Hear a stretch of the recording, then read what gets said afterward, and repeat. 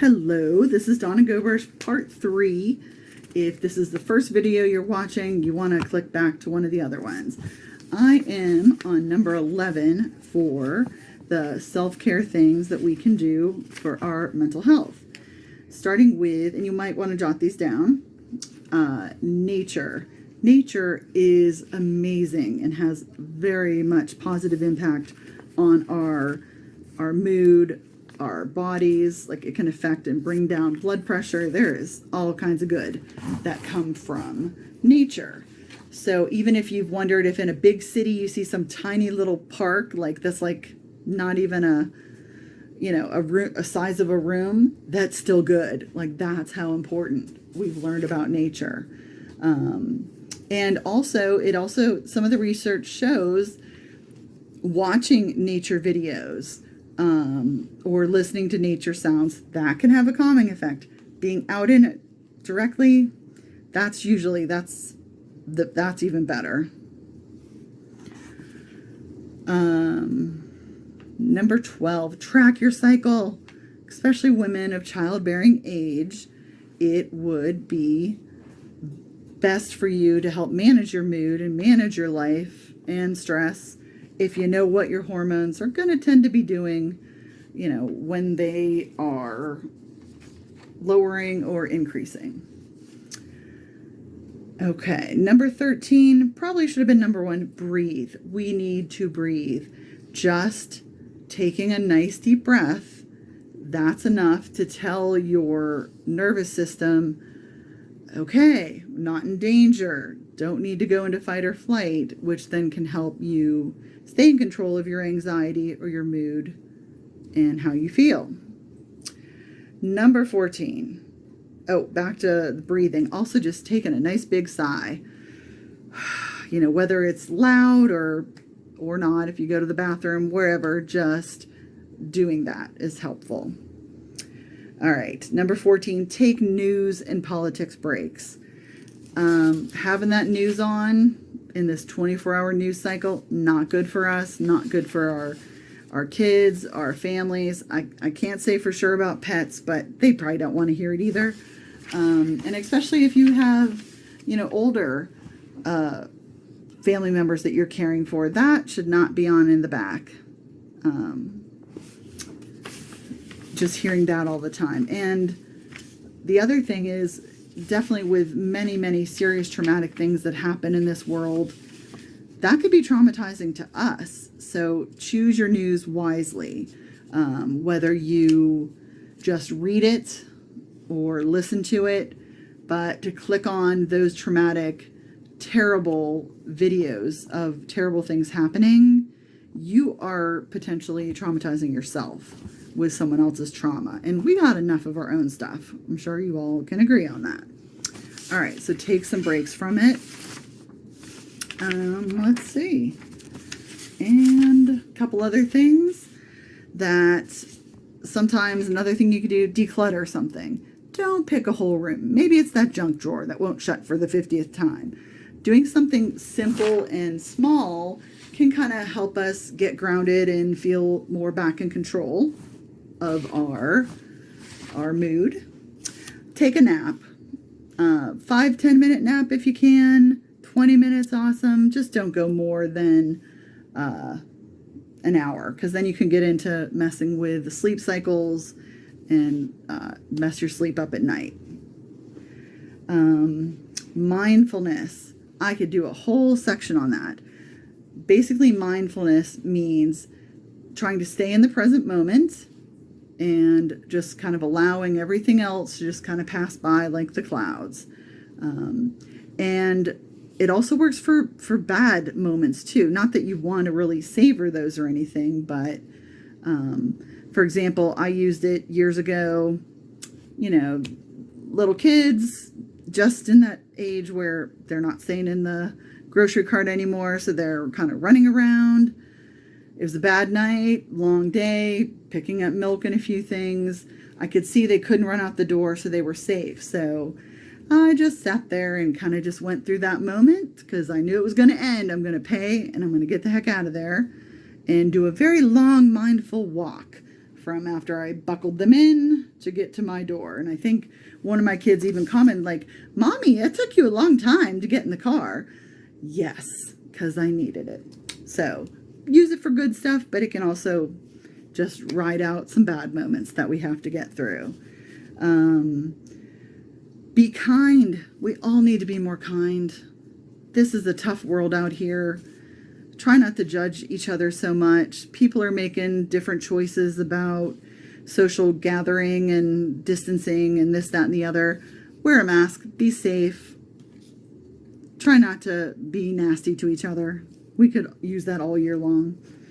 All right, making a list. Breaking things down. One of the biggest things to get overwhelmed is then we just can't do anything. So if you have a list, but you need to make it baby steps, break it down. Like because you could easily sabotage your goals. I'm trying to see what my example was. But making a list, like if you're don't put clean the house.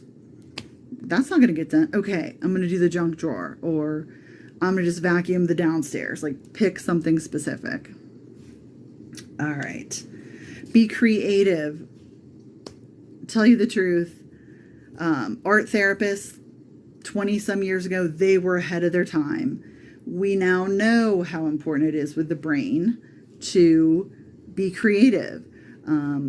Writing or venting your thoughts and feelings, journaling, any of that helps us process things better. Coloring or doodling, painting, drawing, any of those things. Any type of crocheting or needle points. And that is a side-to-side motion, which I'm going to tell you more about here before we're done. Using technology. There are plenty of good free apps for meditation, relaxation, any of those things. Calm, CALM is one. Headspace is great. Like the first 12 weeks or something are free. Just do that. If you want to pay money, continue it, great, but just the free part is excellent. White Noise, that's an app that I use sometimes. Another type of calming or techniques that you could use, it's called AMSR. And those are videos of different sounds or sights. And a lot of times that can help people feel better and calm and that. So this is conversational live. So sorry, I'm taking a little sip of a non-alcoholic drink. All right.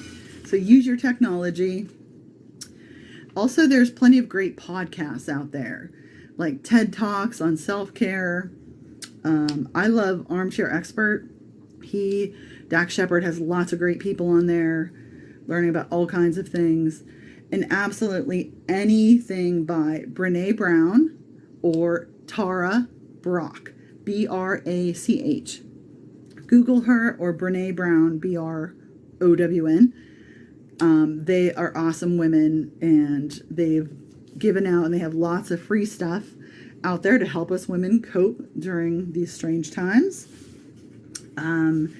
Also, if you would look up, if you want a specific meditation to do, RAIN, RAIN, and Tara Brach, look it up. You can look up the regular version of it, but she added her own spin or take to that. So I've listened to that meditation. It's great. It's called RAIN, and you can look up what all that means. Another important thing to help ourselves and our mental health, physical touch, which that's kind of a tough one right now with social physical distancing. But people that are in your pod or your family or social circle, hugs, fist bumps, holding hands, anything to help you feel connected to somebody. Even stuffed animals, not just for kids. I did look up this statistic because I'd heard it before, but found it. Yes, indeed, it's true. 40% of adults admit sleeping with a stuffed animal.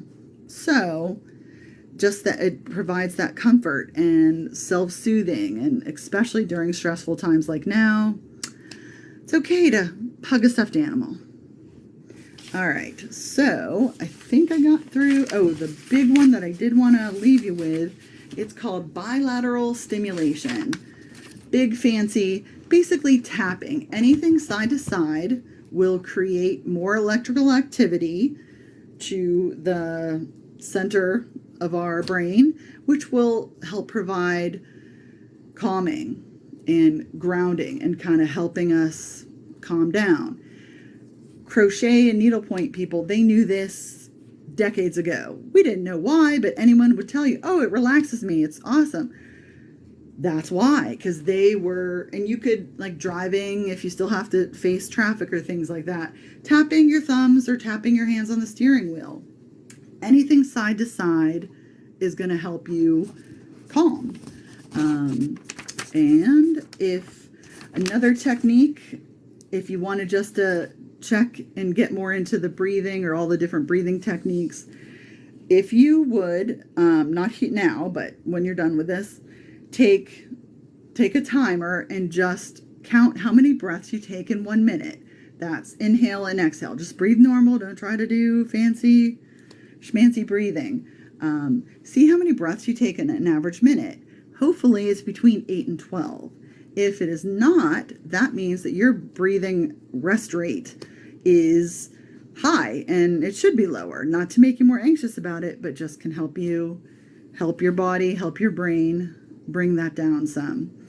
All right, I know there's way more great stuff. I could go on, but hope you enjoyed these videos, and this was the last one. Hopefully you got them in the right order, and I hope that helps you and whoever else in your family or life. Bye.